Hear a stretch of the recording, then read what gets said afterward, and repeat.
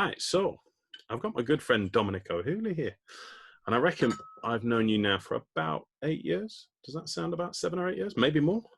A little bit longer, I think, than that. Yeah, I seem to remember knowing you in my early middle age rather than my mid-middle age that I'm in now. So, for those listening who don't know you, give me a 2-minute potted history of Dominic O'Hooley as an implant dentist. Okay. Well, yeah, born in Leeds, Yorkshire guy, married with 5 children. Been doing implants around 13 years. My areas of interest in implants are, I suppose, immediate implants, using alloplastic materials for guided bone regeneration, aesthetic cases, a bit of full arch, getting back into implants after nearly losing my arms, that kind of thing. But yeah, we might just talk about that, I think. But generally, yeah, I think I've got a little niche now, insofar as I feel that I'm been using, some of the more novel new implants that have come through, such as the inverter, and I really enjoy my job. I'd enjoy it even more if it didn't involve actually talking to patients, but apart from that, I'm all right. So we're now June the 11th. First week back at work for most, or for some dentists, not most. So I think the NHS is still a bit on pause. And you've spent essentially the last 3 months being or becoming the, I suppose, unofficial in some regards, but official in other, scientific advisor to the newly founded BAPD, British Association of Private Dentists. You've been involved with the FGDP guidelines and are involved with that. How did you get so deeply into that? What was the drive in that? Or was that just a personal thing to start with that kind of snowballed? Yeah. I was diagnosed autistic. I think you probably knew I was autistic from when you first met me. But one of the facets of that for me is that I'm extremely geeky.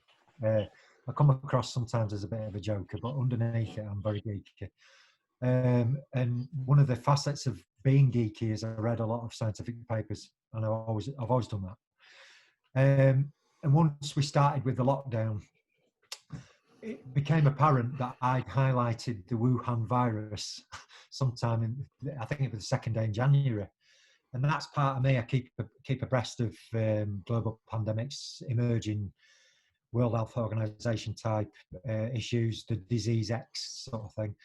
So when the lockdown started, I decided one of the things I'd like to do is share some of the papers that float with my boat with a wider audience. And I noticed there were some good websites on the Facebook groups, the coronavirus one, that had about 10,000 members at the time. So I thought I'll share papers. I'll give a non-expert virologist opinion on them. Yeah. And see where we go. And then Rob Dias decided to take a big chance and have a webinar on COVID and dentistry, and he asked me to do it. And it seemed to go down really well.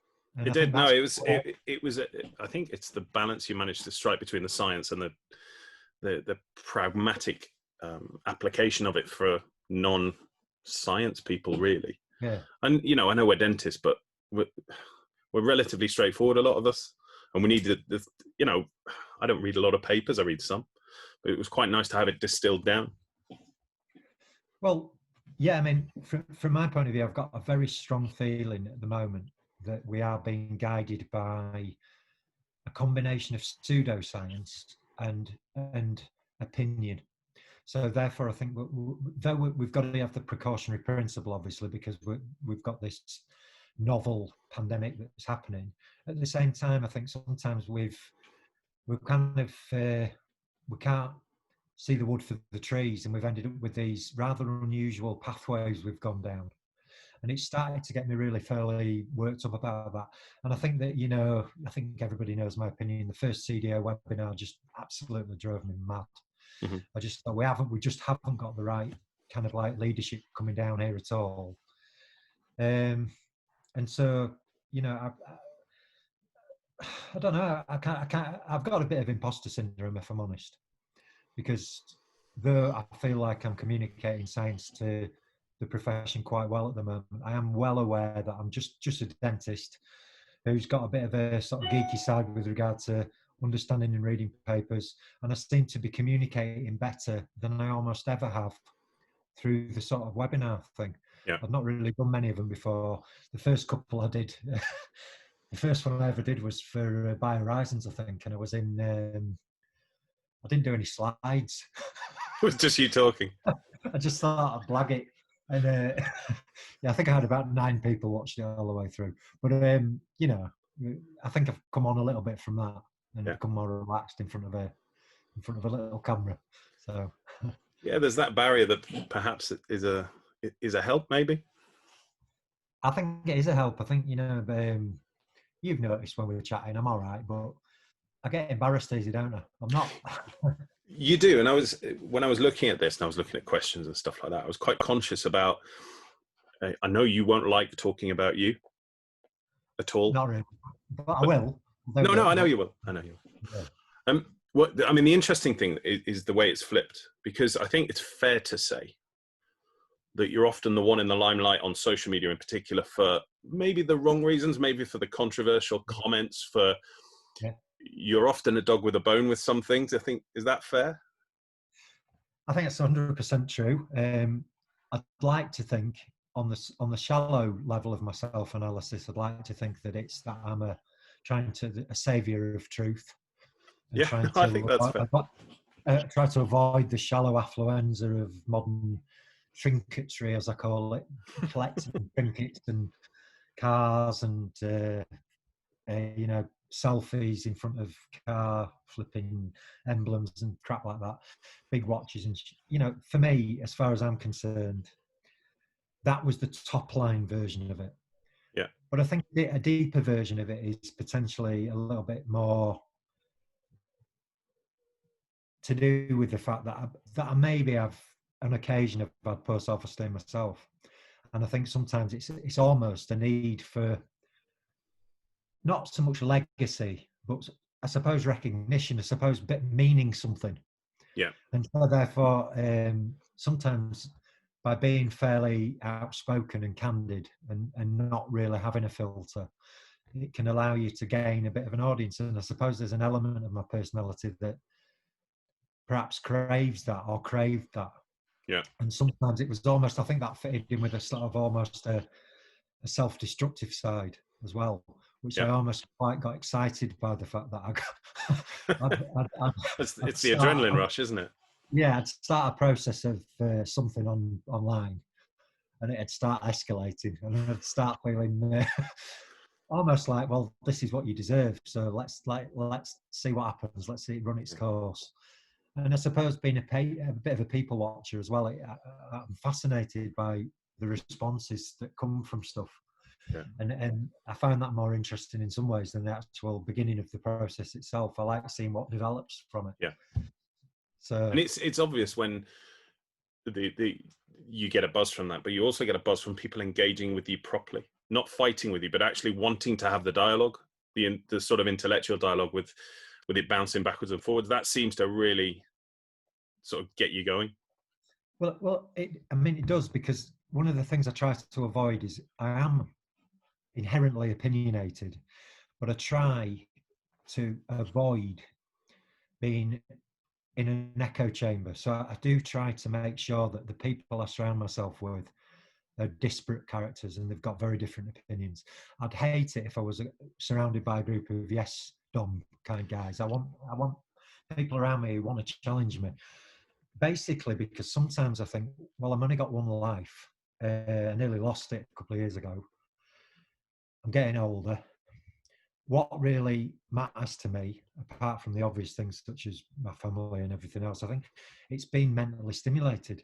Mm-hmm. I think the thing that I find the most difficult of all is just having that either too much time on my hands to think alone when I start going down rabbit holes, which are not always healthy, or just not being stimulated intellectually and ending up in a situation where I can't get anybody to think. My most exciting times are when somebody comes back at me and I think, wow, that person's really thought about what I've said, and they've really challenged me with the response now. And now I've got to think, and that sort of thing is the most exciting thing for me, really. Yeah, I think that's fair. I think you often see the angry side of you come out when you get bored. If people are being mundane, and no, they do. They respond with the obvious, and I often feel that just angers you into further going harder for more, if that makes sense. Well, I suppose sometimes I think that you get the truth when you get people having extreme emotions. So one of the ways that I tend to do that, and I found it useful, is to get people angry. So if you get somebody angry, they'll tend to start being honest then. Yeah. So if somebody's just being a bit cynical and, troll, well, don't feed the troll, all this, and doing the stock responses, I think, oh, come on, let's get you angry. And when you're angry, you're going to start telling me things that I want to know. And then we can have a real conversation. And then we can get down to this truth that I'm always kind of delving for, that, seems to mean a lot to me. For good or bad. So how do you deal with that side with your newfound fame as this scientific advisor? Because you almost have a responsibility now to rein that in a little bit. Yeah, I mean, that's actually an internal battle I've had, because I'll be honest with you, as I've seen certain characters re-emerge into the dental scene after obviously being in hibernation during the last few months, and attempt to re-establish themselves as central characters. I've had an almost impossible thing to urge that I've just this drive to say things, and I haven't done it. I've just done it a bit then. I am. And yeah, I'm aware of that. I mean, I don't really, there's two sides to this. I don't feel I deserve to have any kind of accolades for what I've done up to now. The bottom line is, I found the science interesting. My bottom line for everybody is that you should all find it interesting, because it's so important at the moment. So therefore, to me, it's sort of like makes sense for us all to be really, really delving into the detail. But I suppose with that, and the amount of FaceTime I've had on webinars and the rest of it, I have become a tiny bit of a spokesperson in some ways for the profession. I think people understand that I'm fairly fearless. So, for example, with things like the GDC, I'll say it how it is. Yeah. And I haven't fully analysed why that is yet. I wonder sometimes whether it's because I just feel the need for truth is so important that I've got to do it. Yeah. Or is there actually a little element of self-destruction in there as well, that's thinking, it's going to happen anyway, so I might as well bring it to a head. Go down in a true blaze of glory. Properly, yeah. If you're gonna be a bear, be a grizzly. And so, with the scientific side in mind, how do you? I know some of your answers to this because I watched you on Chris at lunchtime. But how do you see dentistry going from now? We're now at this strange sort of starting point. It's a bit of a hiatus for some practices because they're not fit tested. They're not doing much. Some practices are going quicker than others. People like Bill Schaefer went early. There's always the early adopters, and fair play to them. It's brave, but he did it, in my opinion, in very much the right way. And there'll be people hanging back. I see an interesting split between dentists who are obviously getting some financial income and some who aren't. The ones who aren't clearly want to get back to work quickly. They've got livelihoods, they've got families, cars, houses to service, if you like. Yeah. Where do we go from here? What does the next 1 month, 2 months, 3 months, 6 months look like? Well, there's two sides to me here. There's the optimistic side, thinks that for once we've become together as a profession. I do accept what you say, that there's a difference between people perhaps who are achieving some level of income without having to be wet on the coal face. Yeah. And there's others who are absolutely desperate, and I understand that. But I think from a profession-wide basis, there's some rather disparate groups have come together. I agree. I don't think anybody will find it a surprise to say that some of the guys I'm working with in the BAPD, for example, are guys that perhaps me and them have been at loggerheads in the past, and we've had some quite severe tension there. And I'll be honest, a lot of that's been down to the fact that I've been a bit of a what I've been, you know. But at the end of the day, that gives me a pause and a cause for optimism. Where I think there's an issue is that we have got people who are above the parapet at the moment and are saying, yes, GDC, we're looking at you very closely. Yeah. Yes, GDC, the fact that you furlonged your staff and you're using our ARFs for that and you won't even revisit it is not acceptable to this profession anymore. And just by sending a little press release out saying, we know you've got misunderstood that. No, I'm sorry, we haven't misunderstood it. I'm afraid you've misunderstood the entire profession. That's the truth. So for me, on that level, as long as it just doesn't remain 10 or 11 parapet raised monkeys, we're going to end up getting. Well, yeah, that's the fear, isn't it? That's the trouble. But you know, if we can actually achieve something where we continue to have that practice, that profession-wide consensus.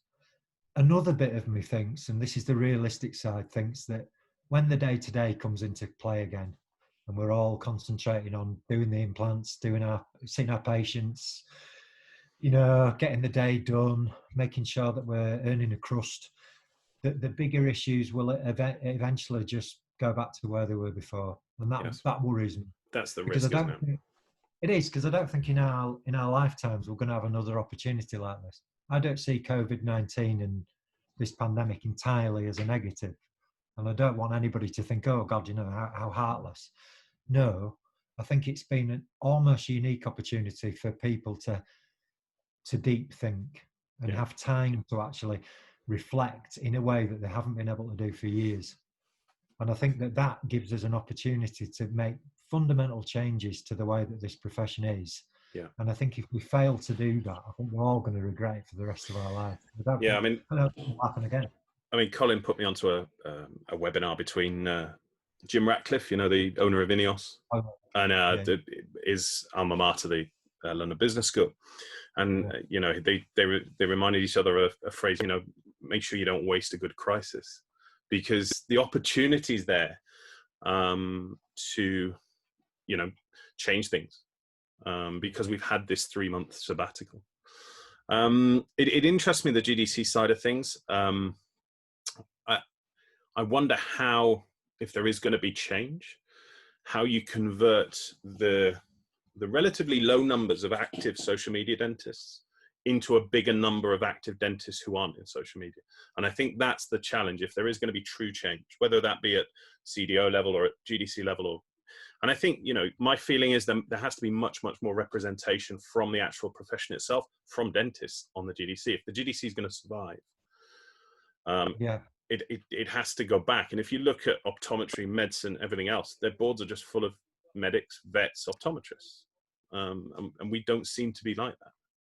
No, we've had a false consensus develop that the dental profession needs to be governed by a large extent of people who are either Quangoites, who've come from Quango to Quango, and are therefore accomplished management people, supported by a lot of lay people. And you can understand on the surface there that that's an appropriate thing, because we are a patient-led profession. Yeah. And we should have a strong patient voice. I don't think anyone would doubt the need for lay people. Absolutely not. But I think where the problem is where the dentists in key position are minimal. So you've actually lost that dentist-centered voice within the core of the GDC. Yeah. And I think secondly, where the actual whole dental expert side of dentistry has become broken. And for me, I think there needs to be an entire moratorium on the dental expert industry. Yeah. And there has to be changes, because I think that many of the dental experts have become experts in being dental experts. Yeah. And that's different than being an expert in contemporary dentistry. And I think the second thing is that we've got to be aware that we're at the moment, as a profession, we're de-skilling rapidly. And we're doing that for a very bad reason, which is that we're all frightened. Yeah, that's fair. What a horrific thing to happen in the 21st century, that a science-driven profession is becoming de-skilled. Particularly when you look at the opportunities that are there now with technology and everything else that's coming. There's that fear of trying anything new. Well, this is it. And I think that, you know, if we look at our own sphere, me and you, implant guys, if we weren't doing things new, we'd still be in a position where we're waiting 6 months to place an implant in a collapsed ridge and all the rest of it. Yeah. 2 or 3 stage surgeries, would be having patients having multiple morbidity, long-term outcomes that were probably a lot worse than where we are. And the only way we've managed to do that is by being on the leading edge of developing that practice. And I know you've done that very much yourself, and in a very small way. I think I'm doing that at the moment as well. So for me, we've got to have the courage to do that from a civilizational point of view, for progression of us as a civilization. It's got to happen. And from a medical point of view, our patients are only going to get better outcomes in the long term if we continue to push the boundaries. And if we've got a regulator that has made us feel that we're too frightened to push the boundaries, then that system is completely broken. And for me, looking at your earlier point, thinking about, well, it's only a few social media outliers who are willing to put their heads above the parapet. For me, I think we need to re-engage with the Professional Standards Authority to look again at, I've recently done a Freedom of Information request on the GDC with regard to what we're doing with the fallow period and with furloughing the staff. Not fallow, so we're furloughing the staff. And, you know, I'll be honest with you, we need to keep that forensic analysis going, because for me, it's opaque. There's too much opacity there. It's not a transparent situation, despite them having minutes of the meetings. What really happens seems to be behind closed doors. It's all very well in a meeting saying that there was a unanimous decision of council members. I'm sorry, but I want to see what their written contributions were.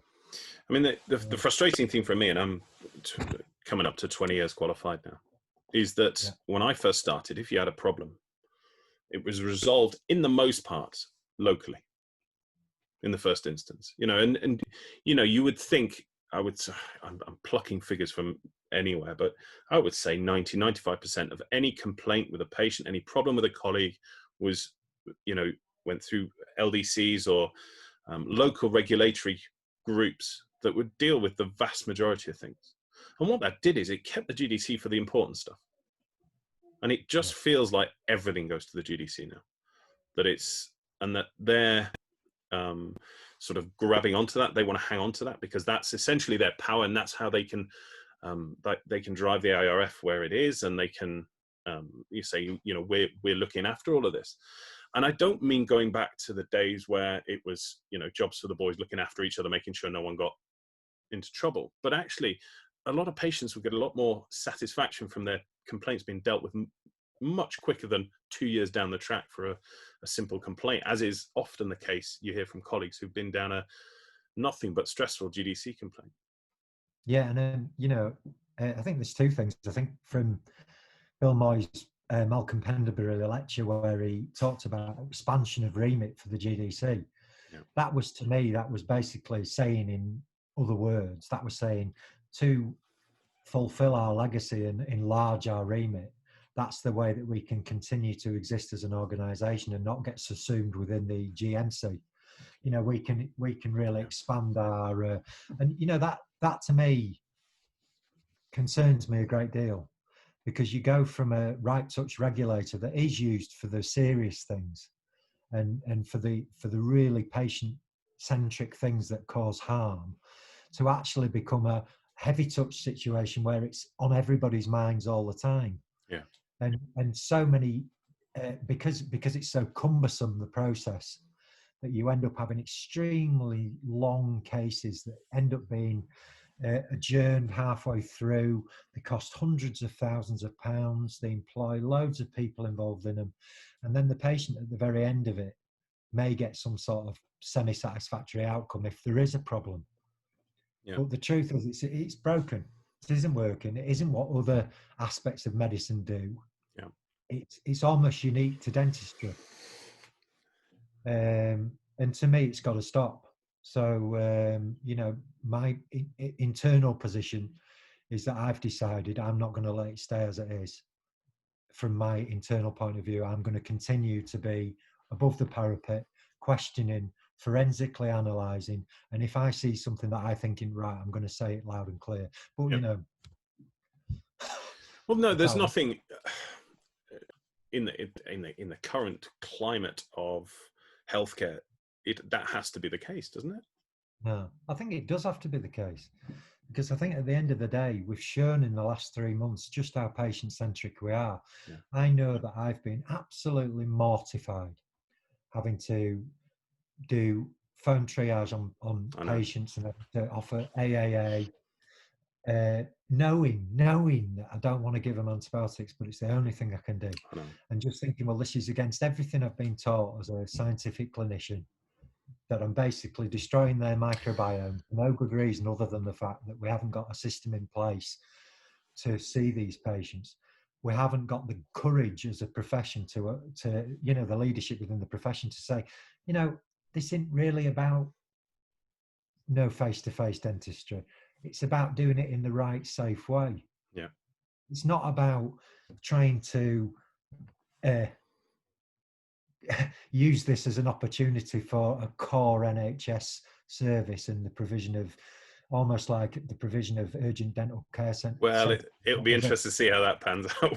Well, I mean, for me, if it really is the case that they've decided, well, this is the ideal opportunity to kickstart this process, that's pretty dodgy. Never waste a crisis. Well, exactly. Yeah. So no, it'll be fascinating to see how that pans out, both from a regulatory point of view and from an NHS point of view. I stopped working within the NHS probably about 3 or 4 years ago when I finished my oral surgery contracts, but I've got friends and colleagues who are in there, and you only have to look at the economies of scale with PPE and everything to see how this can't carry on the way it is, certainly now. Although I think my view is probably similar to yours. I think we'll be out of this heavy PPE probably within 6 to 8 weeks. I think so. I think the issues are so fundamental. I think one is that there's so little extra protection compared to what we were doing originally. Yeah.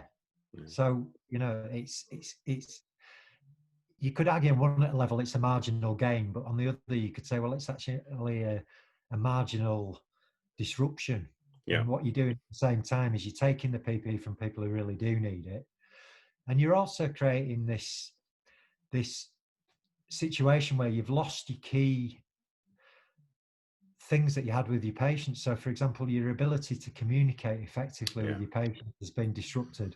So you lose that ability to have truly informed consent because you're muffled through a mask and you've got this very stilted kind of situation going on. So for me, I agree with you. I think within about 6 to 8 weeks, we're going to be back to very much like we were before. That's what I hope. Fingers crossed. Right, I'm going to jump now because this next bit's for me because this is the bit I don't know. Okay. I want to go back to you as a youngster. What were you like as a child? Several different sort of areas here. I mean, there's some quite personal stuff in here, and unfortunately, I didn't have a good relationship with my dad, and I never have had a good relationship with him when he was alive. There was a lot of aggression to me as a child, both physical and psychological. Other things that I found out, as you know, in 2016, I was formally diagnosed as having autism. Yeah. And it actually answered a lot of questions for me because most of my life I've been an odd bod. You know that. Yeah, but I think we all have some of that in us. Some of us more than others. I think it's a scale and a much bigger scale than I think anyone appreciates. We do, but I think that one thing I do, I suppose, with having a fairly high IQ, is that I'm able to accommodate it very well. So what I do is I hide it. Yeah. And I become Dom, Dom. But the real Dom is a very different character, really. Very, I think in some ways self-absorbed, very, very internalized, very thinking of my own thoughts, having very deep conversations with myself, becoming very obsessive about minutiae, almost ruminating on things that I shouldn't be ruminating about. And I did that as a child. A lot of the time at school, my mum and dad would go to the parents' evening and they'd just say, we just don't know what to do. We don't know what to do with Dominic. We don't know. We've never met anybody like Dominic. He's obviously a bright lad, but we just... Did you find yourself bored a lot of the time? Yeah, I mean, a combination of being bored and interested in the wrong stuff.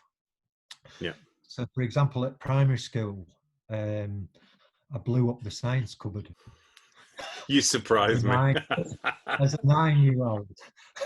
So I did an experiment and I left it at lunchtime, and it blew the cupboard off the wall. I always remember that one of the teachers one of the teachers came out with Is it magnesium or something? yeah, it was. It was one of the teachers came out with you know, them fire shovels Yeah. and big shovels that I used. Yeah. Well, she came out with this smoking bottle on this fire shovel and walked it out of the school. and the look she gave me, and I got in. I don't know. I just got in trouble with stuff like that all the time. It was always weird stuff. It was that I'd go down this rabbit hole of my own thoughts and ideas, and I'd end up being fascinated with it. Yeah. And it would have very little to do with what I was being formally taught in that lesson or that type of subject. And did you know then you were different? Did you have that? I mean, it wouldn't have been labeled as autism at that point. No. But did you know you had that difference to other kids and people around you? I did. I mean, I remember a very, this is stuck in my mind very clearly. I remember as a first year in secondary school, walking around this sort of quiet playground. There was loads of playgrounds at our schools on different levels. And I was alone on this playground. I was just crying to myself. And this teacher came out, a guy called Mr. Mountford, a music teacher. And he says, "What's up with you? What is up with you?" And I says, "I just don't know what it is." I said, "I just don't know what it is, but I just feel completely lost." And that has always stuck with me as I think I was almost as a young boy vocalizing the difference that I have to him. And the funny thing was, I met him on a train a few years ago, and we discussed that conversation. And unfortunately, at the time, he was terminally ill with metastatic liver cancer, and he had only a few weeks to live, and he was on the train. Lovely guy, one of my favourite teachers I've ever known. And we had a real heart-to-heart about that conversation on the train. And it, you know, I'll be honest with you, when I got off the train, it moved me to tears that we had this, and I'll always remember that, you know, that I had that moment with him. Yeah. And then I don't know, just generally, it was one of the times in my life when I started to understand. I'm only 11. I don't know what it is, but I'm not. It's a tough time though, isn't it? Because you're just starting to hit puberty. That's the developmental years, isn't it?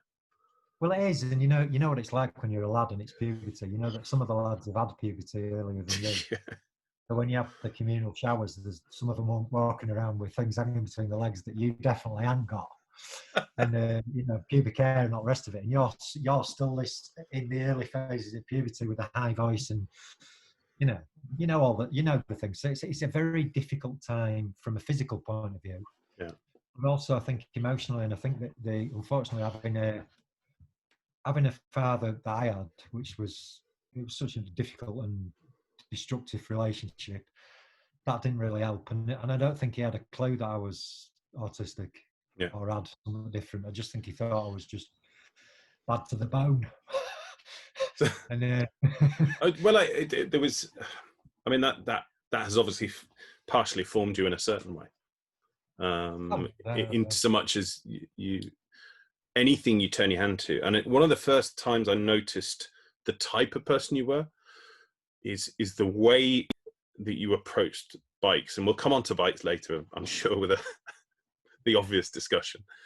But I vividly remember, and I don't think it was that long ago, but I remember the precision you took in applying this shellac and tape to your new, the cow horn bars. Yeah. You know, that orange. Yeah, I do. Yeah, absolutely. And you applied the sort of layers of shellac and things like that. And also, most people just take a can of WD-40 to their chain. Oh no, not Dom. I mean, you had to source the right sort of wax, and you had to put the chain through the wax, didn't you? It was, and I thought that's different, because that's just, it's a different level of attention to this sort of stuff. Yeah, I mean, I'm 3/4 of the way through a novel. I know you've read some of that. And I need the next bit, by the way. Well, I've written about 70,000 words now. And one of the little chapters is about my various obsessions with bikes and componentry, and there's actually quite a few pages on the process of lubricating a chain. And it sounds like, oh, bloody hell, bloody hell, I'm not going to read that. It's for the purist. It really, I'll be honest with you, I could talk for days on that, because for me, it's just, I think one of the best ways to describe it is it just opens up endless rabbit holes for me. The more I look into it, the more that the science of tribology and friction reduction and maximizing these little gains in my output all seem to, they all seem to mean so much to me. You should have gone and worked for the Secret Squirrel Club. Possibly. With Boardman, you'd have been perfect there. Well, I think so, because at the end of the day, for years I just rode a fixed wheel bicycle, and yet I managed to finesse it to such a degree that I was really legging it around on that. Now, sorry for saying that, legging it around. But no pun taken. I was absolutely. I'd managed to get it to a level of fluid motion that you just, when you see some of these sort of like cool guys who got into this fixie craze and they were riding these rusty fixies and squeaking around the place at 8 miles an hour, and there was me cruising along at 25 miles an hour with not a sound, not even the slightest sound from the drivetrain. But also knowing your old social media when you used to work in Liverpool, the sound would have driven you nuts. So it couldn't be there, because I remember you becoming somewhat violent on social media and your complaints of a man clicking a pen on the train. Oh, and there was another guy just ripping paper. Oh, I mean, it came from working as a clinical director for a guy who owned a big opticians company in Scotland. And a very, very forceful individual. And one of his key things that he used to do when he was in board meetings was, if he was getting a bit cheesed off, he'd just start clicking a pen.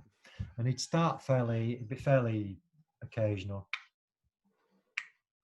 And then when he started getting angry, it was, then it'd be, and you knew the explosion was just about to come. And the trouble was, I've got this misophonia anyway, so I find certain noises very difficult. Some of them are noises that, a lot of people do find difficult. So, for example, a baby crying makes me feel very anxious. I feel very anxious with that sound. I think people eating. So if somebody's eating, David, and they're chomping away. Oh, just ask my eldest about my feelings on that. Sorry, you're not going to do that. And that's really hypocritical, because I know that on occasion I'm not a quiet eater myself. So, you've got to be aware of the fact that I'm being a little bit of a hypocrite there. But I know these train journeys that you're referring to and people ripping paper. Why would you rip paper on a train when you're encouraged? Well, it's an acknowledgement that you've done the work to everyone around you, I guess. I think it possibly is. But it's also an acknowledgement that you want the paper folding into a very small, compact ball and to be forcibly pushed down your esophagus as well, in my view. Possibly.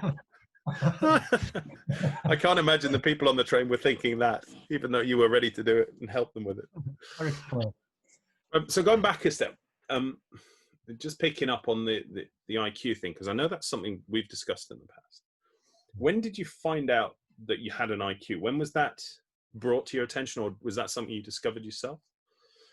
No, I mean, it was brought to my attention at primary school because I was regarded as a gifted child, and there was the headmaster at primary school was called Paul Affer, and he actually facilitated for me to have some IQ testing done at school. Yeah. It was at that time I was told I had a high IQ, around above 160, 165 level. Mm-hmm. And then that was confirmed later with some formalised IQ testing I did as a sort of a mid-teen as well. Yeah. So I've got a high IQ. Unfortunately, I've got the world's lowest EQ. Well, I haven't. I mean, I'm sensitive. That's not true. Empathic, but I'm just the ultimate geek. And I think, for me, the IQ thing was more about, I love puzzles. I love these very complex, different mathematical or linguistic challenges. And, you know, it was grist to my mill to do that. But I think I've got large, you know, I don't think you can call it universal intelligence. I've got massive facets of me that could be so much better. I've just got certain areas where I think that I'm almost an idiot savant. So if you can give me certain like specialist topics that I can have, then I can almost beat anybody on them. I can almost just absolutely rip through the detail, retain it, and go so deep on it. It's that retention of detail that seems to make you stand out. Yeah, I think you absorb something, but I think Colin's a bit like this as well. He retains certain things in massive detail. Oh yeah, it does. No doubt about it. And it's fascinating to watch, particularly when challenged. And that's the same with you. And it just it just comes. I think what it is with me, I just know a lot about a lot. Yeah. You know, I'm the type of guy who on a night will look up osmium on Wikipedia and read about osmium, the metal, and just spend an hour there. And go down that rabbit hole. Go down that rabbit hole, and then I'll start getting into papers on it, and I could spend, you know, and I sort of think at the time, I think you're wasting an hour of your life here. Because you're reading about something that's got very little to do with dentistry at this juncture. Yeah, but you'd be bloody great at pub quizzes. Well, in some ways, but then I wouldn't in certain areas. For example, like sports and things like that. I'm absolutely hopeless at that. But if you get me on certain specialist topics and they have to interest me and they have to fit in that inner autistic side of myself, then I'm unbeatable. Yeah. But they have to be the ones that I'm. It's got to be that thing. I'm not interested in it. No way. Yeah. So what took you from sort of that high IQ child at school? What on earth pushed you towards dentistry? Well, this was an odd one because the relationship with my father got worse and worse. And when I got to the age of 17, I got actually kicked out of home. So wow. I ended up living in a bedsit in Headingley. And I did my entire upper sixth at St Mary's in Menton. I did that while living in a bedsit on my own. And you know, my mum was mortified at this. She didn't want me to go, but my dad really did, and that's what happened. So wow. I used to, you know, I'd like to say it was a horrible time. It wasn't. I mean, I'll be honest with you, it was great. It was pretty good. I had a girlfriend at the time, and you know, as far as I was concerned, I was the man about town. Yeah. I think there's no doubt that I've probably hidden the fact that to myself that there was many times I was quite lonely, and there were times when I was in this single room looking at this 1950s cooker, and, wondering whether the gas was really turned off or not, because it really wasn't holding. But I had a lot of conversations with my sister about this. My sister was a very bright girl, and she was quite. I didn't know what I wanted to do with my life at this time, and I was always very scientifically lent, but at the same time also interested in the medical side. And she was the person who convinced me that it was inappropriate for me to go for medicine. And the reason for that is that I've always had a very mixed relationship with death, and she felt that having that almost daily interaction with death would not have suited me as a person. Okay. And I think now, she was probably wrong. Right. And I think that in some ways it's one of my regrets in my life is that I didn't go down quite a specified medical route, a surgical route. I think that neurosurgery,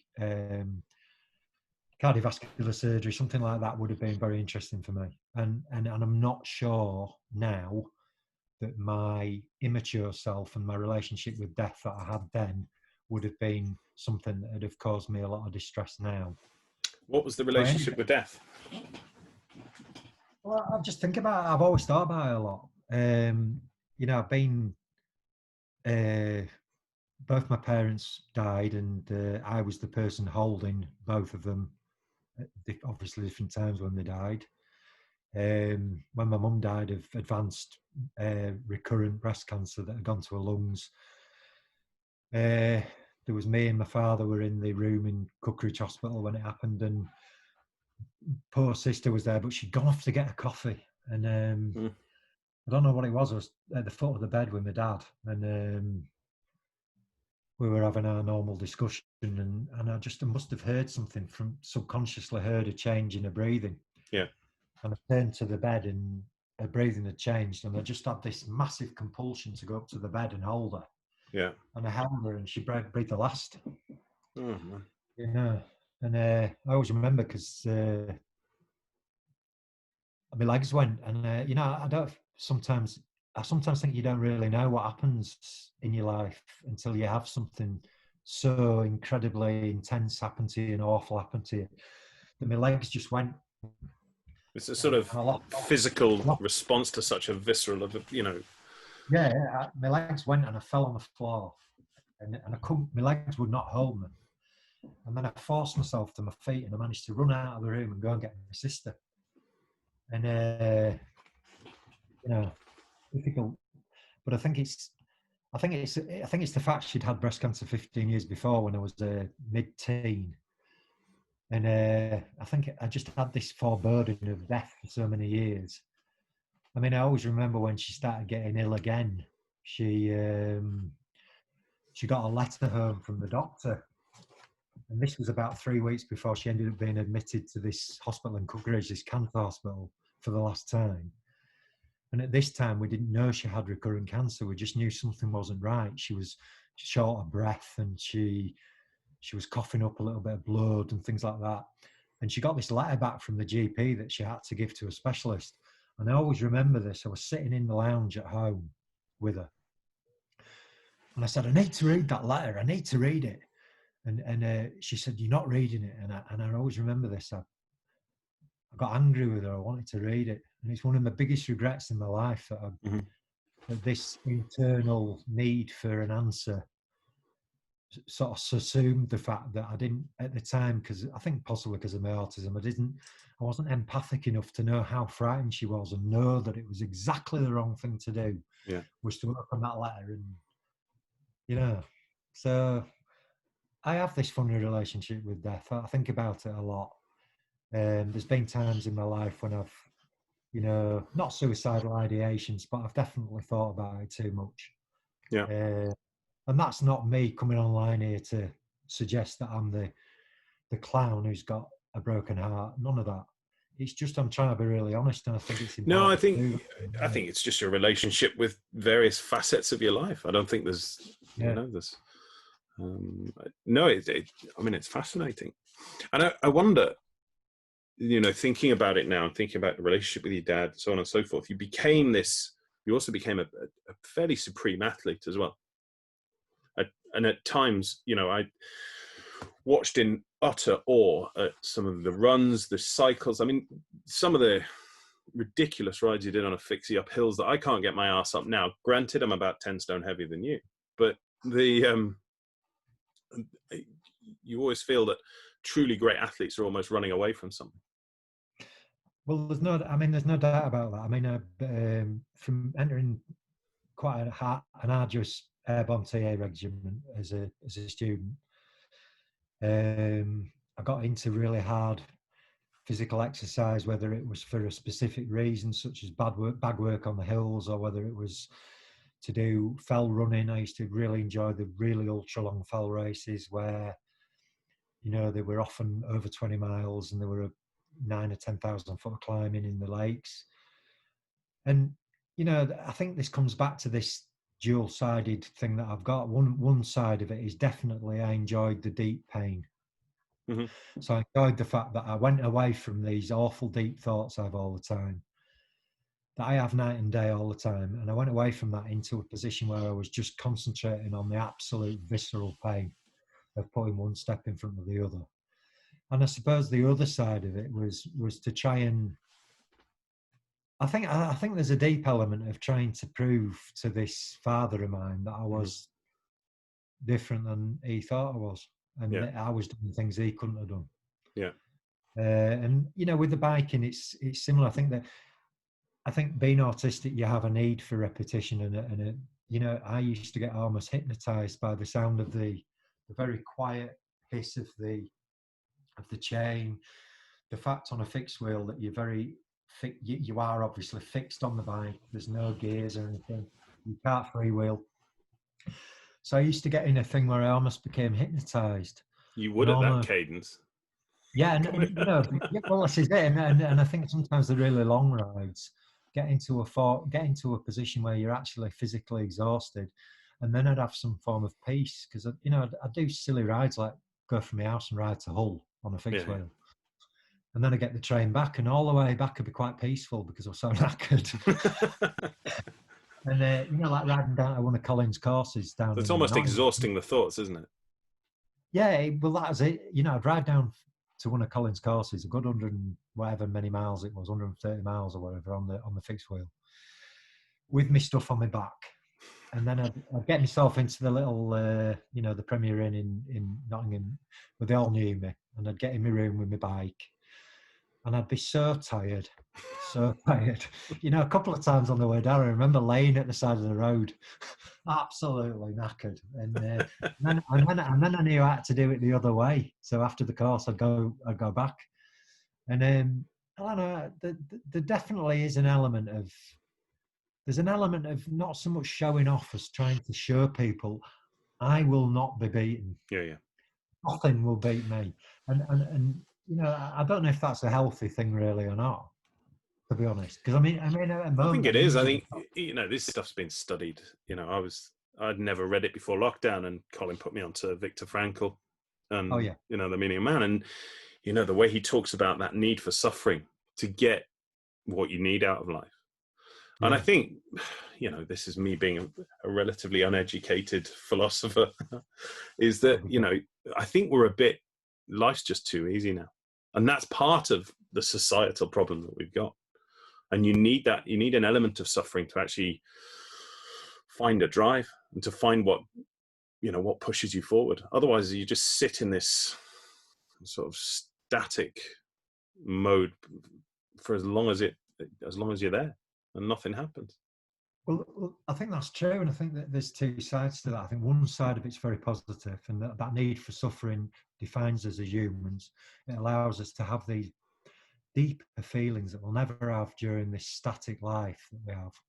We never really discover the edges of our personality. Mm-hmm. But I've noticed a negative with me with regard to some of my issues with growing older, and you know, I've had issues with millennials, for example, walking up to me in a train station, looking at the phone and not seeing I'm there, and things like that, and feeling an almost aggressive hostility to them. And that's tied in with the fact that I sometimes think, you know, I've done things you could never ever do. You know, I've run fells that you will not do. You will never do. And to me, that's not a positive. That's actually me becoming I'm almost sinking into the kind of behaviour that I so despise there. I'm becoming elitist about my own suffering. Yeah. And well, that's the danger, isn't it? You start preaching, don't you? Yeah. And that's dangerous, and that's wrong. And who knows what everybody's internal battles are. And again, that's, you know, you can look at anybody and think, well, you've got a good life. And actually inside, it could be the absolute opposite of that. Yeah. And we're all good at hiding that. I think so. Yeah. It's all a bit of a game. It's a bit of a front. Absolutely. Did special forces never attract you? Well, as you know, that from a TA level, there was an element of specialism within that. It's not something that I'm going to go into too much detail about. With regard to going into the army full time and becoming a regular soldier, did attract me. It attracted me very much. One of the issues my father had with it was that he was from the Irish Republican tradition. He wasn't a IRA guy, but he was an Irish Republican insofar as he felt he would like an island of Ireland. Mm-hmm. That's what he would have liked from a political point of view. And from his point of view, it was anathema to him that I would join the army. And when I joined the TA, and as I said, it was a fairly specialised airborne regiment within the TA. He found that very difficult indeed. He found that very difficult. From my point of view, it almost cemented the negative side of our relationship, really, because he felt that I'd almost betrayed my birthright your of being roots. an Irish Catholic. Yeah. You know, and the other side of it was I had to go through positive vetting to do that, and there was an element of would I even get through it with my dad's background? And right. you know, this is I want to make it very clear again on here that it's not that he was any form of he had any sort of paramilitary thing at all. He didn't at all. All I'm saying is he was a fairly strong Republican Irish Catholic. Yeah. And to me, I was concerned at the time that I wouldn't get through that and that'd be his fault. But that didn't happen. Okay. So I suppose we've gone through the sport. We should probably come to, as you told me before we started, the end of your biking career, which I didn't know until however long ago, half an hour ago, 40 minutes ago, but it was Friday the 13th of July, 2018. Friday the 13th, I never knew that. And the accident. Well, a funny one, that morning I'd got up and doing my normal ride to Pennine Dental in Huddersfield.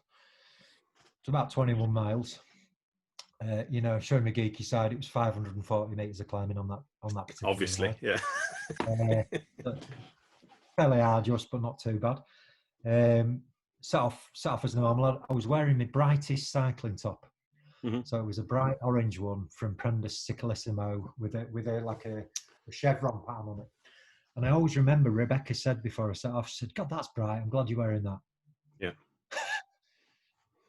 And anyway, got between Wyke and Brighouse, about halfway along the ride.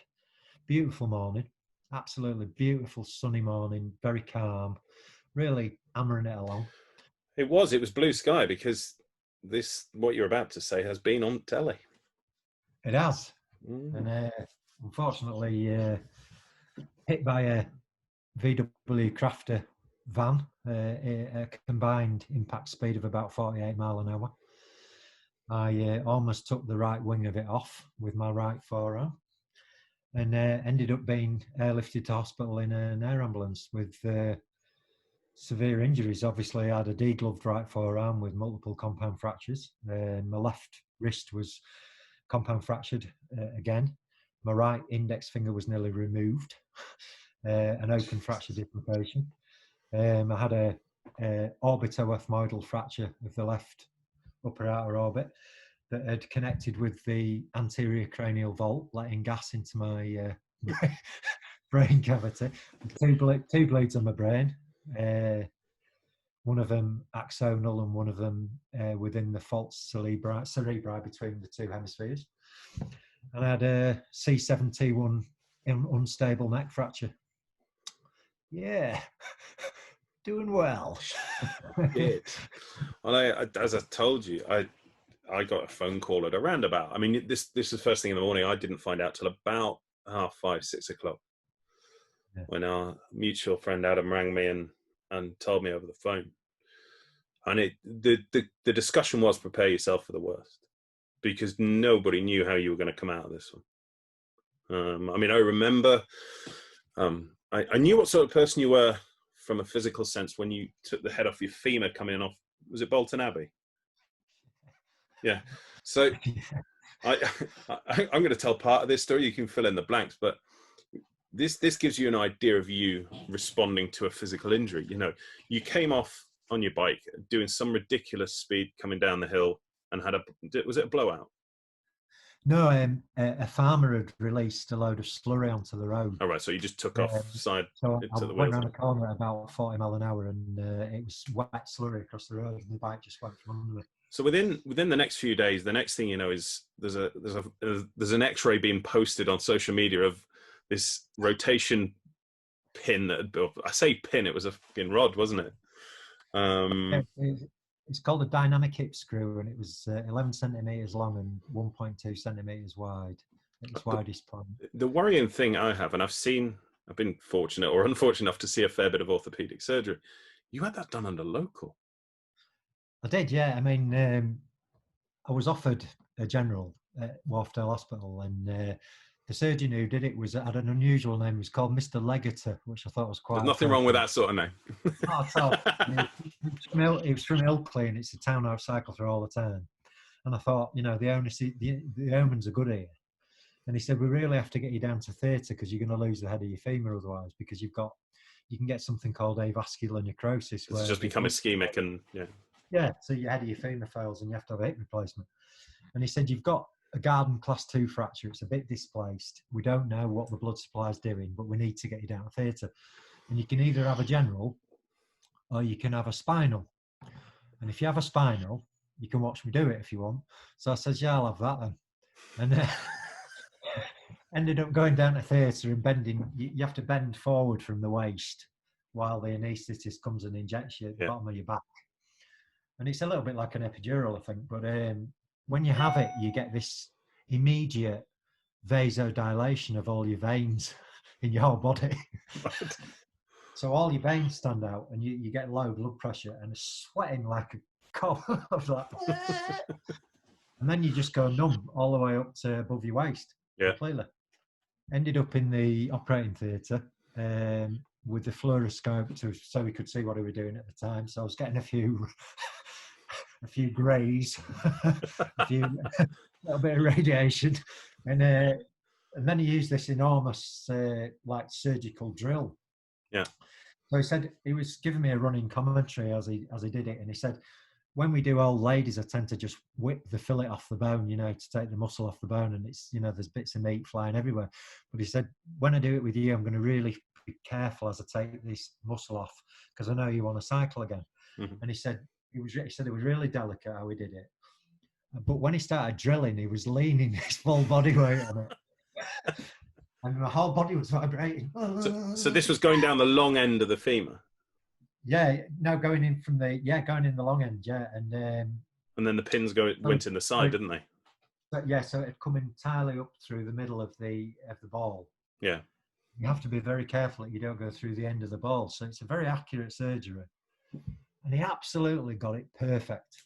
Absolutely textbook. And I was so pleased. But what was fascinating about that was not so much that, which most people would not want to be awake for that, was the fact, I'm pretty sure within 10 days you were back on a watt bike. Yeah, because you decided that immediate loading was a thing, not just with dentistry. Well, he'd said to me, I've got to tell you this, don't go on it, don't put any load on it for 6 weeks. I thought, well, all right. To me, there's loading and there's loading. Yeah. And I felt I've got an anti-rotation screw in here as well. So I've got fairly stable joint here. It's a dynamic hip screw, so it's put it under compressive force. Yeah. So it's not going anywhere. So I thought, when you talk about not loading it, you're talking about jumping down the stairs. It's the weight, yeah. It's that sudden massive increase in force that you get when you're running or walking. So to me, going on a bike seemed appropriate. So I didn't actually have a watt bike at that time. At that time, I had was a turbo, was it? The turbo with an old steel fixie frame on it. And 9 days to the day after the operation, I did my first turbo session. And the hardest thing of all was getting my knee over the top of the cycle pedal stroke. Oh. Because my thigh was that tight, the muscle. Honestly, it was absolute agony to do it. But within a couple of days, I was going great. I know. The videos were up. We were like, holy shit. Oh, yeah. I mean, again, it's the dichotomy of Dominic on one side. It's that drive to prove something, isn't it? It is. But I think there's also the little braggadocio side as well. I had to put it online, didn't I? To show people I'm doing it as well. And, that side of me. The moments of that are long. There's several of those, from cycling through ridiculous amounts of snow on a road bike to Huddersfield. And to Adel and all this sort of stuff. Anyway, back to 2018. And, what were your thoughts when you woke up from that? Do you remember anything? Do you know what happened? Well, I've got 2 or 3 days where I've got no memory due to retrograde amnesia. So due to they now regard it as moderate to severe brain injury that I got. They've which I've remarkably come out of it cognitively just about intact. I've got this complete loss of memory for a certain number of days. And when I first came out of it, I'd had an extremely bad reaction to ketamine, which I'd been given as a pain relief before I went in the air ambulance. And so they started me on a atypical antipsychotic medication at hospital called olanzapine. Right. So, and I didn't know about this, but supposedly olanzapine is an excellent medication if you've had this atypical brain injury where you end up agitated and you've got something called agitated delirium, where you trying to chuck yourself out of bed or being aggressive, all this type of thing. So I was given it. So when I first woke up after when I came round, I had very little pain because I was on opiates, and I was also on olanzapine. And the interesting thing about olanzapine is it gave me unusual dyskinesia. So it gave me this unusual subconscious movement thing going on. So I'm going to do it for you. So this was me. Yeah, I'm fine. Yeah, I'm good. Yeah. Rocking in the corner. I didn't know. Oh, right. I didn't know I was doing it. And then Rebecca said to me, my wife said to me, she said, "You know you're rocking, don't you?" And I said, "Yeah, it's good, isn't it?" And I remember Adam. We talked about Adam telling you about my injury, and obviously, he was in tears when he told you, and then you started crying, didn't you? Because I think at that time, everybody thought I'd had it. Yeah. But when he came to visit me in hospital, he came with his lovely Mrs. Lisa, and they came to visit me, and they were sitting at the bottom of the bed, and I was sitting at the side of the bed in the chair with my arm in my sling and the other one like this, rocking away. And he said, at the time, he was lovely to me, but a few months later, he said, "Bloody hell, Dom." Well, and I saw you like lost that. it. Thought, bloody hell, what's going on with you? And about seven days after I came round, I got my tablets every morning, and I'm interested in what I'm taking. So I said to the nurse, "What's that tablet there? What's that big round tablet there?" And she said, "Oh yeah, that's olanzapine." And you know me, a bit of a geek. I said, "Oh, the atypical antipsychotic," because I knew what it was already. Yeah. And I said, "I'm not taking that." So she said, "Oh, you need to take it." And I said, "I'm not taking it anymore." Yeah. So I stopped it cold turkey and stopped the rocking. Yeah. Wow. That the day after I stopped rocking. But bit, it's hard to. I'd love to tell you it was a total negative thing, but I'll tell you now.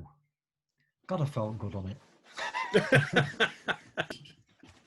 It took a lot of the anxiety away. Yeah. So it's not 100% negative thing. So maybe there's an element of me needed something like that. I don't know, but it was I can still remember now that I still think, wow, I felt so happy. Well, I know that anxiety consumes you occasionally. Yeah. It can become quite destructive. But when coming out of hospital, did you think you'd ever be a dentist again? No. I had people. I mean, I say this just for the benefit of people listening. We had these conversations. I came and saw you, and I kind of knew where you were at the time, but I genuinely didn't know if you'd get back initially, and that surprised me because I thought, you'll be all right. Then you saw my arm, didn't you? Well, I did see your arm. Holy shit! It's obviously had revisions done to it now, and it's not too bad at all. I mean, that's given where it was, and I mean, yeah, I can still go. Do you want to go that way? Or that way. That's a talent. Well, no, going back to that, I remember you visiting me very clearly, and I don't want to blow smoke up your jacks here, but you're one of the kindest people I've ever met. Nah. No, you are, and just the incredible way that you could see through that veneer of "I'm all right" that I had, and you could see the fact that I wasn't all right at all. You could see that. And some of the things you got me. I mean, I always remember that you got me that Powerball thing. I use it all the time, and at the time I could not do it at all. I didn't have the strength to do it. And I can get it going. Great guns now. Have you watched the Ukrainian online for the world record? I can't do 20,000 reps. No, It's I can't do it. incredible. But the bottom line is, at the time, I got it and I thought, I can't do it. Yeah. And then you'd seen the fact, you knew if Dom's going to get better, he's got to rekindle this competitive instinct. There'll be something that it was just trying to find something that would annoy you enough. And it did. It bloody annoyed me. And looking at it, sitting there on the desk, looking at it, this bloody green shaded Powerball, thinking, "Fuck it, I'm gonna do it." So, you know, going back to the fact, was I going to be a dentist again? I think the issues I had with that were twofold. I think one of them was psychological, because I had atypical PTSD. And what I mean by that is that your typical PTSD, you often get flashbacks to the incident. And I'm afraid, because of my retrograde amnesia, I couldn't get that. So I had a generalized anxiety. So I had a constant, the closest I can describe it to is a feeling like you've got butterflies flitting around your stomach 24/7.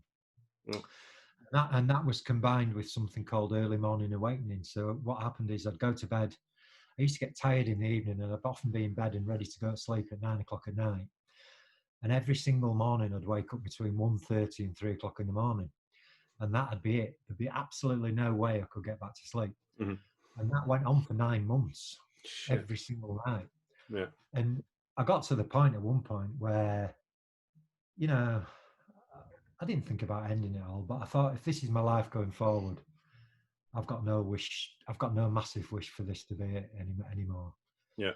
And then that started to go away. And I think that the two elements of that were, one, it was a physical brain injury that was recovering. And I think the other side of it was that the anxiety and the PTSD was treated effectively. And that was partly due to seeing a psychologist over a long time. Mm-hmm. And partly due to the amazing care that I got from my family and also from my friends. And, you know, I don't want to, again, blow smoke up your jacksie, but the fact that you came and you helped me out in my clinics, mate, and so did the other guy. It was that bugger again, BAPD, Smithson. He was the conduit, and he's done it. He's done it. He done it through lockdown. He did it for you, and he rallied the troops, and we got together, and we sorted as much as we could. And well, all I can say is that I have a debt of gratitude to you all that will never be repaid. But, you know, I'm always going to be in your corner, because, you know, the fact you did that selfless individuals that you are, and you showed the very best of professionalism in doing that for me. And, you know, that even better than that in some ways, for on the day-to-day, the bloody patients, they absolutely loved you all. The only negative that I add to that is that all the bloody nurses at one of my practices took a shine to one of the guys, Chris Leeson. Who's, you know, he's a good-looking guy. I mean, he's got a, you know, really good-looking lad, in miniature, but he's a good-looking lad. The girls obviously warm to Chris. Yeah. And I think getting Big Bad Dom back with his autistic ways and his, you know, here we are, it's probably took the shine off it a bit for him, to be honest. But I think the second reason I was struggling with dentistry is because my left hand particularly, I had no feeling at all in it for 6 months. So my thumb, my index finger and my middle finger had no feeling. And that means, you know, that the degree of numbness was that I could have got a knife and cut them off and I wouldn't have known. And because I'm left-handed, that was going to really preclude any... a major issue. I mean, the funny thing was, I'd learned dentistry ambidextrously from originally at Liverpool University doing dentistry. The left-handed chair was broken. So they said, are you happy to use a right-handed chair? You've never done dentistry before. Are you happy to try to learn right-handed? And I said, yeah. And I did it right-handed from day one. And so it's a funny thing about being left-handed is, and I think this works the other way around, if you use your non-dominant hand to learn something, your dominant hand seems to pick it up as well at the same time. Wow. It is. It's weird. And so therefore, I just think, you know, it's one of my greatest things I'm pleased about is that I did that, because it allows me to work really effectively with either hand. And so there were a bit of me thinking, you know, maybe I'll be able to be a dentist in a different way. Maybe I'll just have to do very reduced hours, reduced treatments. But then I started getting the feeling back after about 6 months, and I started doing some specific work with something called a Perdo board, which is a really... Is that the NASA space training thing? It is. Yeah. It is, and it's something to develop fine dexterity, and even for somebody who's not got an injury, it's hard to do. Yeah. And for the astronauts, that to do it in a specific time period, that's to do it really quickly. And I think that was one of the basic things they had to pass to continue on with the astronaut course. For me, it was a case of just being able to do it at all at first. But you know, I got there, and when the feeling came back, 100%. Ooh, Incredible. Because I mean, door to door, it was about 6 months till you were back at work, wasn't it? No, it was a bit longer. It was it happened in July, and I didn't really get back to work till sort of February time. So a little bit longer than 6 months. Yeah. That's still nuts, given the injuries you had. Yeah, it is. It's nuts. But I think it's I suspect it's a reflection of you and your personality. Well, I definitely had a feeling that you know, that there was this thing: could you be a teacher? And I was thinking, oh God, why does anybody want to listen to me? And you know, I suppose there's this massive imposter syndrome that, you know, I know I'm a bright person, but I also know that I don't always gel with people very well. People either really love me, yeah, or they hate me. You know, and sometimes I think I'd be the exact person you don't want to be a teacher. So that I was so glad I did get back into it, and I was very driven to do that. And then the competitive streak really came out, and I thought, not only am I going to go back, but I'm not going to sit still. Be average. Oh no, I'm not going to be average. I'm going to really make sure these implants are bob on. Yeah. And I'm not going to use guided if I don't need to. I'm just going to make sure they're bob on. And you know, for me, it was just like I had to do that, and you know, I was pleased I could have. It could have so easily been different than that. Yeah, I think so. And I think having watched, I've forgotten the name of the program. Helicopter AR. That's it. And having watched that and seen the state of the bike, the state of the van, the state of you on the side of the road, and it was only just, I mean, you'd just been given a bolus of ketamine, I think, at that point. Yeah. Thankfully, they didn't show us your degloved arm, or you could see the amount of blood that was clearly just cascading from it. Yeah. It was, I mean, it's just terrifying to think. And I mean, you haven't ridden since, have you? No, it's for a few reasons. I think one of them is that one of my biggest regrets in life is that Rebecca didn't feel she could tell me beforehand that she'd been waiting for the knock on the door from the police officer for years. And it not hurts me, but it makes me feel inadequate as a man that she didn't feel she could share that with me. And the reason she couldn't is because she knew how obsessive I am, and I was obsessed with cycling. And if, you know, the 200 mile a week, I had to get it in. I had to do a certain amount of time in a week. I had to do this amount of, I had to get this amount of pain in a week. And that's part of the reason I bloody cycling when it was snowing, because I just had to do it. Yeah. And I think she knew that. And she, after I had the accident, she told me, she said, you know, I have been waiting for you for the knock on the door. And I thought, God almighty, you know, you've been having that dread inside for that long. And I've been just going about my autistic self, just getting on with it. And that was, so I was quite conscious to sort of steer around family, but I suppose it is relevant at this time. She just had a pituitary tumor removed as well. That's right. I mean, we've had a difficult few years. Without going into too much detail on there, but obviously my boy Humphrey's profoundly autistic, non-verbal autistic, with a lot of challenging behaviours and a real fundamental urge to abscond from wherever he is. He likes that feeling of freedom to escape. Very intelligent boy, but unable to communicate his intelligence in a verbal way to us. And also, unfortunately, a lot of self-harm and things like that as well. And he went into residential care primarily because life at our house, with the changes, having to go to school at West Oaks, which was a few miles away, and had to go in a bus, and the bus drivers were always different, and they'd never tell us, and they'd never give us a social story.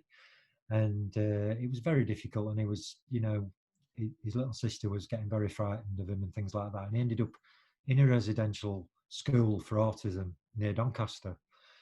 And that was one of the most profoundly upsetting and hard things that's ever happened to us as a family. And the little silver lining of that is that Humphrey's extremely happy there, and the very regimented routine lifestyle that he's got is absolutely grist to Suits him, does it? Absolutely loves it. You know, the funny thing is that when we eventually were able to go down the other week for a visit after a long period in lockdown where we weren't, and all the kids were so happy. And you know why they're so happy? Because it's been so samey. Well, it's not changed for them, has it? In some respect. Yeah, and you know, for somebody who isn't autistic, it's hard to perhaps understand that need for a familiar sameness and the lack of anxiety brought about by unexpected change. That's exactly what he wants. So then, as I say, we got to 2018, and for a number of years, Rebecca had suffered from very, very severe atypical migraines, and you know, really, really awful migraines that debilitated her for days at a time. And it came to pass that she actually had a tumour within a pituitary gland, and it was, thank goodness, it was a benign tumour, as the vast majority of them are.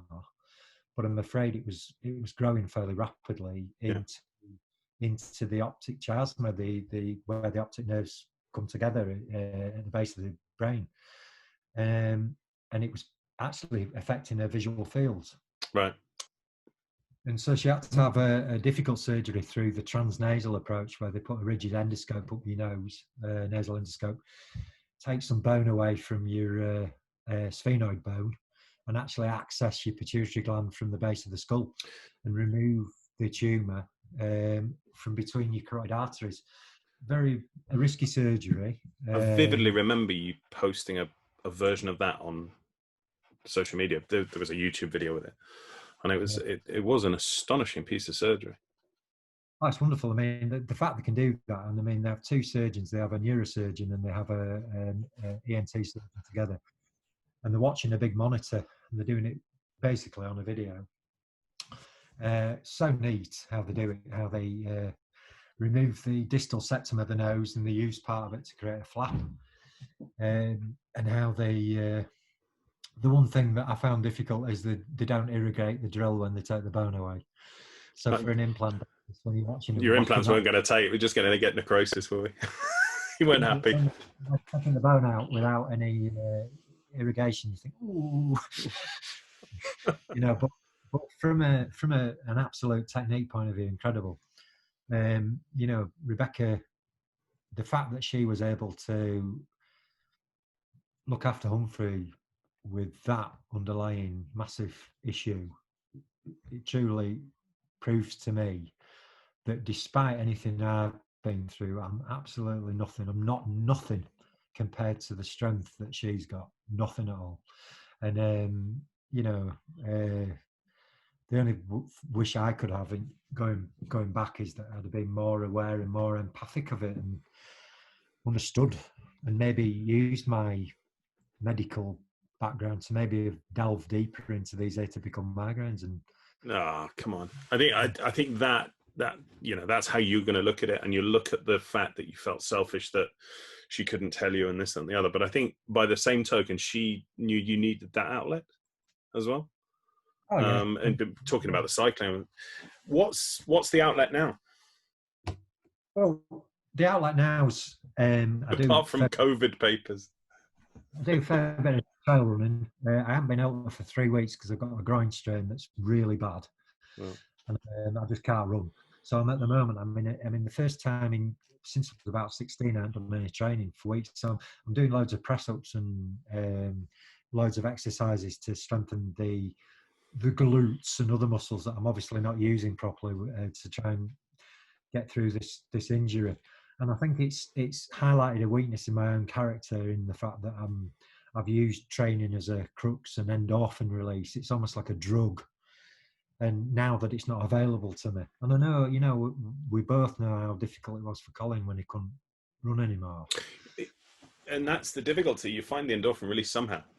So, you know, Okay. my stress release might be a combination of alcohol and food, and I wish it was exercise, you know, because that would serve me better from a health perspective.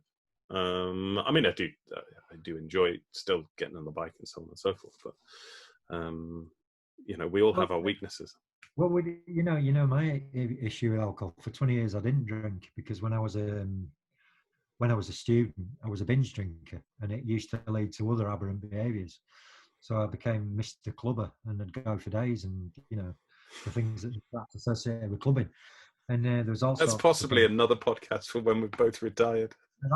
that's after the watershed. But you know, at the end of the day, I didn't drink for 20 years, and then after this accident and after my recovery, Rebecca actually said to me, she said, you know, you always loved an IPA and a really good quality pint of bitter. Have one. And so I have now and again. Yeah. And you know, the good news is I think I've got to an age now where that urge to binge is not there. It is You don't have to run down the Otley Mile for every pub on the way. No, I mean, I can feel it. There's something there. And sometimes I went out just before Christmas with my two boys, Rufus and Gabriel. We ended up in Ilkley, and we went a bit pear-shaped, and we all ended up getting bladdered. And I suppose it's good getting drunk with your sons now, you know. I think it's essential. Not your bucket list, isn't it? But yeah, I think it's highlighted to me that hidden aspect of my character is still possibly there somewhere. But I need to be a little bit careful with that. The last one, Yeah. we could go on for days. What does the future hold? Where do you see yourself? I mean, COVID's going to come and go. What does the next 5-10 years hold? Well, there's various sides to this. What I'd really like to happen, I think at some point, from a personal financial point of view, I felt like the long time off was difficult for me financially. And then I came back and now I've got this again financially. So I want that to be a bit more stable. Ideally, we were just about ready to move before I had my accident, so that we could move into a house that when Humphreys hopefully got through puberty and his behaviour calmed enough, that we'd be able to have an annex in a new house where he could live at home again. And that's a massive ambition of mine, as long as it's what we all want, and what Humphrey wants, that we can have him back at home. And, you know, that may be an arrangement where he has to have carers there all the time. At the moment, he's got 2 to 1, 24/7. Yeah. So we'll have to see. But and other ambitions are to, you know, I'd really love to get into the teaching side of dentistry a bit more. Yeah. I feel like I've discovered that I have perhaps got a little bit of a gift for teaching more than I thought I had. And I seem to be able to connect with people more than I thought I could. And, you know, I think the webinars have been so well received from this big Yorkshire potato. And I wonder, I think either people are bloody desperate or that, you know, I'm actually doing a bit better than I thought I was with regard to communicating to people. Yeah. And so that's a thing. And I think that the third thing is to really continue with implant dentistry and try to follow the path that I think I've got almost a vocation for, which is that I love surgery and I love really, really detailed, challenging surgery. That is something that I live for. So I want that to happen. And hopefully get into running again. I've got this long-term ambition to do some fell races again. Yeah. And maybe even get into maybe doing the odd ultra. But I think it depends on how my body responds as a 50-year-old now to the years of battering that it's had, and whether these injuries I'm getting at the moment are due to the fact I've worn myself out, or whether it's just that I've gone from being a very heavy cyclist to suddenly going back to running again, and it's different muscles and different, you know. So we'll see. Knowing you'll find the science behind it and work it out. Well, that's the idea. Hey, look, I had a feeling this would be awesome, and it was just beyond awesome. It was tremendous. What I wanted when I sort of concepted the fact we were going to have a chat, I just wanted people to find out a bit about you. that perhaps they didn't know, and a bit of the background and a bit of the real Dom, because I think that's the fundamental problem with social media is they don't talk to you. They talk to an avatar that types, and they don't get the emotion, the knowledge, the background, the whole package that I think we've only just scratched the surface with some of it. But I think people will appreciate that, particularly now you're super famous scientific advisor. Well, thanks so much for having me on the podcast, Andy. I mean, you're somebody I hold very dear. You're a man who was there for me at the very darkest moments of my life, and then since that time, you sent me stuff the other week, and you didn't even, a package came through and it had these very thoughtful things in it from you, books and other things that I just thought, God, you're a hell of a guy you are. And if you can tell my wife, that'd be lovely. Don't worry. Right. I'm gonna switch that off, and then hopefully we'll catch up again soon.